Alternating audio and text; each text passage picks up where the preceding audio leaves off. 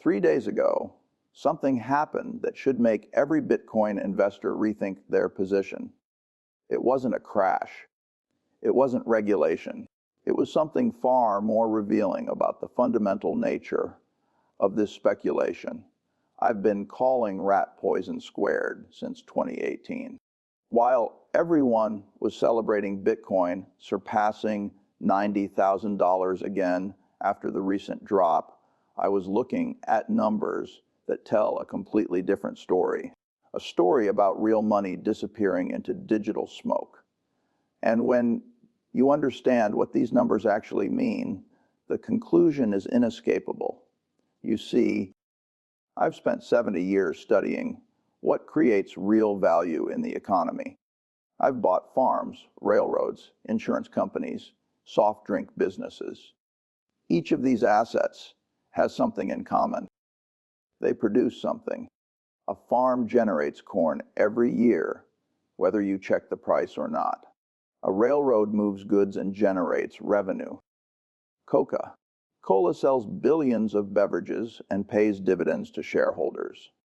But Bitcoin, it just sits there, a digital ledger entry waiting for someone to pay more for it tomorrow than you paid today. Now, cryptocurrency enthusiasts will tell me I'm too old to understand that this is a new era, that digital money is the inevitable future. I've heard these exact words before. I heard about dot-com stocks that never made a profit but were worth billions. I heard about houses that could only go up in price forever. I heard about mortgage-backed securities rated AAA that were backed by garbage loans. Every time, people convinced themselves that this time was different. And every time, mathematics eventually defeated fantasy. What concerns me now isn't just that Bitcoin is fundamentally worthless. It's that millions of ordinary people who work hard and save, are putting their life savings, retirement funds, and their children's college money into this speculation. They see the price rising and think they've missed the boat. They hear stories of people getting rich overnight, and then they get in just in time to discover that when the music stops, there aren't enough chairs for everyone. Let me be absolutely clear about what I'm going to show you here. I'm not making a short-term prediction about whether Bitcoin will go up or down next month. I'm explaining why, mathematically and economically, an asset that produces nothing will eventually be worth nothing. And I'm going to show you exactly why each Bitcoin rally only makes the eventual fall more devastating for those who arrived late to the party. Because when this bubble finally bursts for good, and it will burst, many people are going to lose a lot of money. And I'd prefer you not be one of them. Let me tell you what happened in these last 3 days that crystallized everything in my mind. A young investor approached me at a charity event in Omaha. He was 28 years old, worked in technology, intelligent, educated. And he told me proudly that he had put 80% of his savings into Bitcoin because he didn't want to work until 65 like his parents' generation had to. When I asked him what Bitcoin produced, he looked at me as if I'd asked the wrong question. He said Bitcoin was digital gold, a store of value, a hedge against inflation. I've heard all of this before. Here's the fundamental problem that this young man, and millions like him, don't understand. Value isn't created by scarcity alone, nor by impressive technology, not even by growing adoption. Real value, sustainable value, comes from production. It comes from creating something that people need or want and doing it profitably over time. When I bought my first stock at 11 years old, a share of city service, I quickly learned that stock prices go up and down, but what really matters is what the underlying company is doing. Is it making money? Is it growing? Is it creating value for its customers? Bitcoin does none of this. It's a fascinating experiment in blockchain technology, no doubt. But being technologically interesting doesn't make it a valid investment. The internet was revolutionary technology too, but that didn't stop 90% of dot-com companies from going bankrupt. The crucial difference is that some internet companies, like Amazon and Google, eventually figured out how to create real value. They built businesses that generate revenue, profits, and cash flow. Bitcoin will never do that because it wasn't designed to do that. Now, Bitcoin advocates will say, I'm comparing apples to oranges. They argue that Bitcoin isn't a company, it's a currency or a reserve asset or digital gold. But here's the reality. Gold has been used as a store of value for thousands of years across every human civilization. It has physical properties that make it useful, beauty that people appreciate, and a history of universal acceptance. Even so, I've never been a big fan of gold as an investment because it just sits there. It doesn't grow, it doesn't pay dividends, it doesn't produce anything. And Bitcoin, it has all of gold's problems without any of its redeeming qualities. What really bothers me about that conversation 3 days ago was that young man's certainty. He wasn't speculating. In his mind, he was investing based on a thesis he believed was solid. And that's the real tragedy of speculative bubbles. People don't think they're gambling. They genuinely believe they've discovered something the rest of the world hasn't fully grasped yet. They convince themselves that skeptics like me simply can't see the future. But I've seen this movie too many times. Unwavering certainty always precedes the greatest losses. And when you're betting 80% of your savings on something that produces nothing, you're not investing. You're gambling with your financial life. Now, let me show you the numbers that actually matter, because mathematics doesn't lie, and mathematics has no emotion. Since Bitcoin hit its recent peak of $126,000 in October, we've watched over $600 billion in market value simply evaporate. $600 billion. That's the size of entire economies of developed countries. And here's what people don't understand about that $600 billion. It never really existed in the first place. It was phantom wealth created by the collective delusion that these digital tokens were worth what the last person paid for them. Think about it this way. If I own shares of Berkshire Hathaway and the stock market closes for 5 years, I'm still fine. Our insurance businesses would still be writing policies and collecting premiums. Our utilities would still be generating power and earning regulated returns. Our railroad would still be moving freight across the country. The underlying businesses continue creating value regardless of what Mr. Market thinks on any given day. But if cryptocurrency exchanges shut down for 5 years, your Bitcoin produces nothing. Zero. You're just sitting there with a string of numbers on a computer, hoping that when the exchanges reopen, someone will still want to trade real money for your imaginary money. The recent liquidations tell the entire story you need to know about the fragility of this market. On October 10th, 19.16 billion in leveraged positions were liquidated in a single day. That's billions with a B. To put that in perspective, that's more than the entire market value of companies like Ford or Delta Airlines wiped out in 24 hours. And what triggered this cascade? President Trump's announcement about potential tariffs on Chinese goods. Think about that. A single policy announcement from Washington made nearly $20 billion disappear from cryptocurrency markets. Then last week, on November 14th, we saw another $1.1 billion liquidation in a single day, affecting over 240 6,000 traders. These aren't small-time speculators. These are people who borrowed money, leveraged up their positions, and bet big on cryptocurrency prices continuing their rise. When the market turned against them, they were wiped out.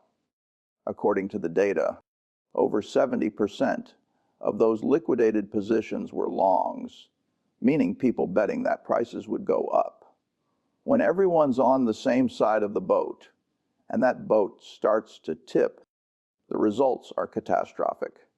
Here's what these numbers really tell us. This market is running on extreme leverage and speculation. It's not investment, it's pure gambling. And when you combine gambling with leverage, you create a time bomb. Each rally attracts more speculators who borrow more money to buy more Bitcoin, which pushes prices higher, which attracts even more speculators. It's a classic spiral that can only end one way, with many people losing a lot of money very quickly. And the most tragic part is that many of these people are ordinary investors who genuinely believed they were securing their financial future. Instead, they're fueling the biggest speculative bubble I've seen in my lifetime. The Bitcoin ETF situation tells an even more disturbing story about who's getting hurt and who's getting out. When Bitcoin ETFs were approved in January 2024, crypto enthusiasts claimed this was the dawn of a new era. Finally, they said institutional money would pour into Bitcoin and drive prices to the moon. And for a while, it worked. Over $100 billion flowed into these ETFs, pushing Bitcoin to that record high above $126,000. But what happens when the tide goes out? You find out who's been swimming naked, as I like to say. On November 13th, Bitcoin ETFs saw $870 million in net outflows, the second largest single day withdrawal since these products launched. In the past 3 weeks, $2.6 billion has fled Bitcoin ETFs. The smart money that everyone said would validate cryptocurrency is now running for the exits. Ethereum ETFs are even worse. They've seen $729 million in weekly outflows, with all 9 products recording no new net inflows. In fact, November is on track to be a record month for Ethereum ETF outflows, with over $1.2 billion pulled out. This isn't institutional adoption. It's institutional rejection. The mathematics here are undeniable. When Bitcoin was at $126,000, the total cryptocurrency market capitalization touched $4.4 trillion. Today, it sits around $3.2 trillion. That's $1.2 trillion that has simply ceased to exist. But remember, that $1.2 trillion was never real wealth in the first place. It was just the collective agreement that the last trade set the value for all tokens. Let me illustrate this with a thought experiment.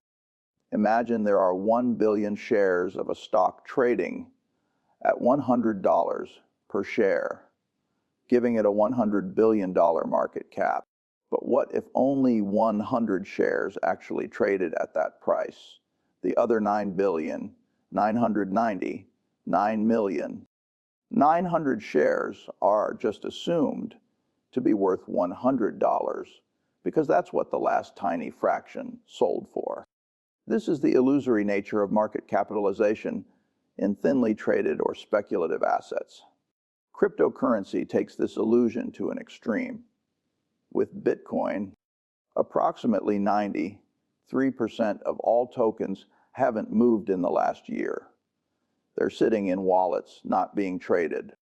Yet we value all 19 million Bitcoin based on what the marginal buyer and seller agree on for maybe 1 to 2 million tokens that actually change hands.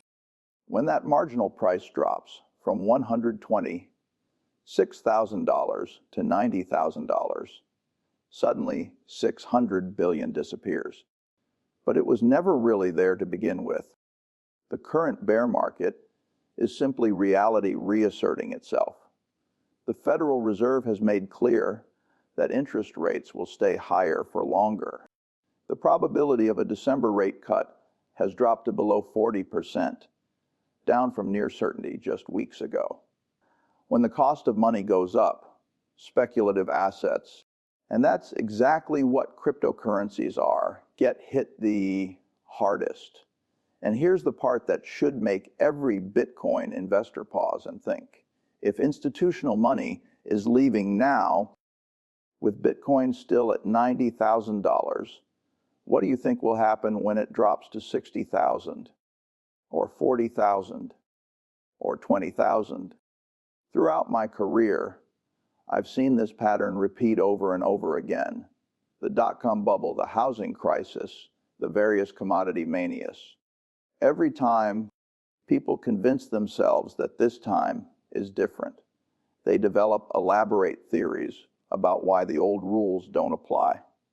They point to new technology, changing demographics, or revolutionary business models. But the fundamentals of investing never change. If you buy something hoping only that someone else will pay more for it tomorrow, you're not investing. You're speculating. And when everyone is speculating, when leverage reaches extreme levels, when prices detach completely from any measure of intrinsic value, the end result is always the same. In the late 1990s, people told me that valuation metrics didn't matter for internet stocks because we were entering a new economy. Companies that had never earned $1 of profit were valued at billions based on eyeballs and clicks. I said the same thing then that I'm saying now. Eventually, businesses need to produce earnings. Eventually, reality matters. When the dot-com bubble burst, trillions in market value disappeared, and suddenly everyone remembered that profits actually do matter. The same thing happened with housing in the mid-2000s. People convinced themselves that home prices could only go up. They took out mortgages they couldn't afford, betting that rising prices would bail them out. Banks and investors created complex financial instruments based on the assumption that housing prices would never fall nationwide. I said then that you can't have an economy where people just sell houses to each other at ever higher prices. Someone eventually needs to be able to afford to actually live in and pay for those houses. When reality caught up, we got the worst financial crisis since the Great Depression. Now, cryptocurrency enthusiasts have their own version of this time is different. They tell me that Bitcoin is digital gold, a hedge against inflation, a store of value for the digital age. They say that blockchain technology will revolutionize finance. That decentralization will free us from corrupt central banks. That cryptocurrency is the inevitable future of money. Let me address each of these claims because they're all variations of the same fundamental error, confusing a technological innovation with an investable asset that produces value. First, the digital gold argument. Gold has been used as a store of value for thousands of years across every human civilization. It has intrinsic qualities that make it useful. It's chemically inert. It's easily divisible. It's scarce. It's beautiful. But even with all those qualities, I've never been a big fan of gold as an investment. Why? Because gold just sits there. It doesn't produce anything. If you buy an ounce of gold today and put it in a safe for 20 years, you'll still have 1 ounce of gold. No more, no less. Compare that to buying shares in a productive business. If you'd bought $10,000 worth of Coca-Cola stock in 1980, ate and held it for 20 years, you'd have over $100,000 today. Plus, you'd have received tens of thousands in dividends over those decades. The stock produced value because the underlying business produced value. Bitcoin doesn't even have gold's physical properties going for it. It's just data on a computer. The only reason it has value is because people agree it has value. The moment that agreement breaks down, which is what we're seeing now, the value disappears. Second, the inflation hedge argument. This one particularly amuses me because cryptocurrency's actual behavior during recent inflation completely contradicts the theory. In 2020, and 2022, when inflation was running at 8 to 9%, the highest in 4 decades, Bitcoin crashed from $69,000 to below $16,000. That's a 77% decline. Some hedge against inflation. What actually works as an inflation hedge? Productive assets. When I bought our Nebraska furniture store in 1983, I paid a certain price based on its earnings. Over the decades, as inflation occurred, the furniture store raised its prices accordingly.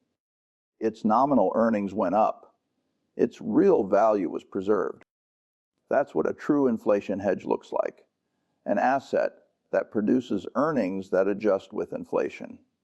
Bitcoin can't raise its prices. It can't adjust its earnings with inflation because it has no earnings. Its price is determined purely by supply and demand in a speculative market. When inflation rises and the Federal Reserve raises interest rates to combat it, speculative assets like cryptocurrency get crushed. That's exactly what we're seeing now. Third, the revolutionary blockchain technology argument. Yes, blockchain is interesting technology. Yes, it has potential applications in supply chain management, record keeping, and other areas. But here's what cryptocurrency enthusiasts don't understand. The usefulness of blockchain technology doesn't mean that Bitcoin or any other cryptocurrency token must be valuable. Let me give you an analogy. The internet was revolutionary technology.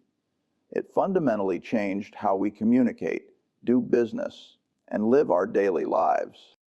But that doesn't mean that every internet company was a good investment. Pets.com had access to the same revolutionary internet technology as Amazon. But one company created enormous value, and the other went bankrupt. If blockchain technology proves useful, the companies that implement it successfully will create value for their shareholders. But that doesn't mean Bitcoin becomes valuable. Bitcoin is a specific application of blockchain, one that happens to be poorly suited for actual commerce due to slow transaction speeds, high energy costs, and wild price volatility. Think about it practically. If you wanted to buy a cup of coffee with Bitcoin, by the time the transaction was confirmed, the value of your Bitcoin could have changed by 5%. What merchant wants to accept payment in a currency that might be worth 5% less by the time they can actually access the funds? The revolutionary technology argument might justify working on blockchain applications, but it doesn't justify holding Bitcoin as an investment. Fourth, the limited supply argument. Bitcoin enthusiasts love to point out that there will only ever be 1 million Bitcoin, as if scarcity alone creates value. But scarcity without utility is meaningless.